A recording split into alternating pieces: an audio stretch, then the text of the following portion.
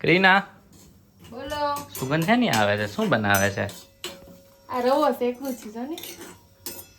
રવો કે શીરો? રવો શેકી એટલે એમાંથી શેરો બને ને. એવું એમ?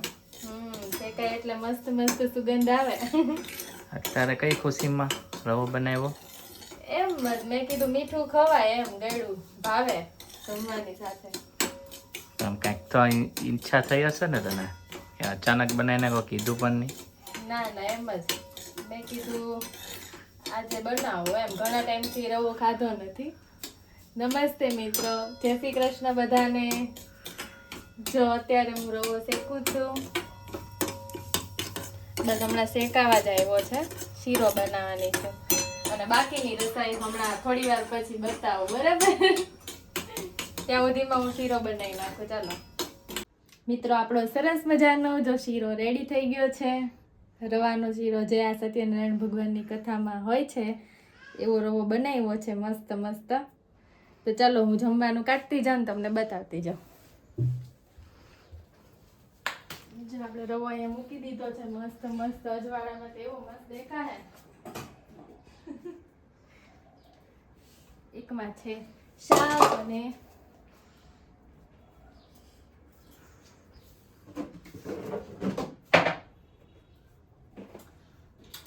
લઈ લેવું પડશે.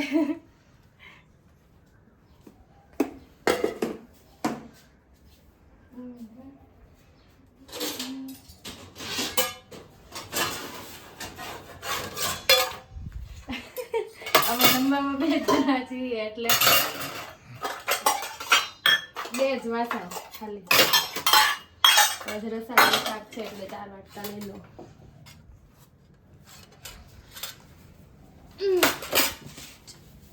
ચલો હું બતાવું તમને શું રસોઈ બનાવી છે. જો હું ચમચો ભૂલી ગઈ, પાછી ઉભારી.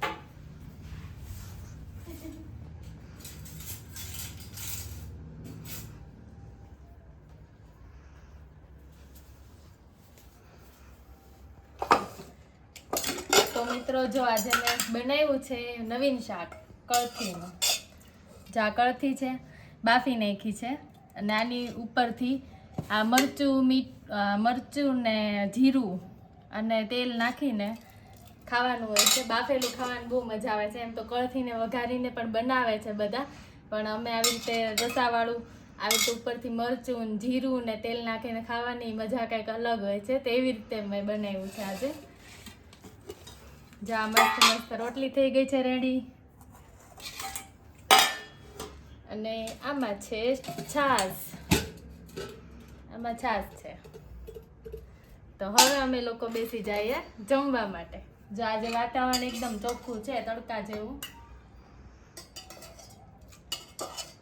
અને જો આ શાક આવી રીતે મસ્ત મસ્ત રસાવાળું હોય, રસો નાખવાનો ને કળથી નાખવાની ને ઉપરથી મરચું જીરું ને એવું બધું નાખીને ખાઈ લેવાનું.